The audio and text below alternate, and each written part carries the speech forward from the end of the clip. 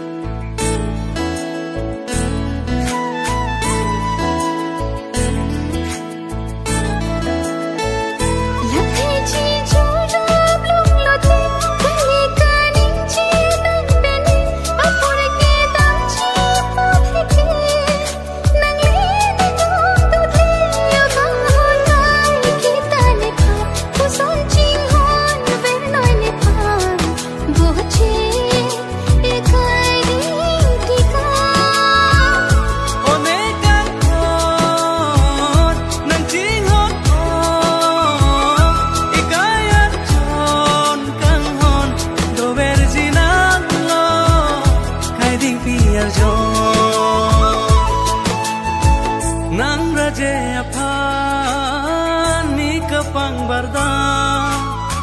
sintu aku ke doan cing barbenang pen mumang kata plilo te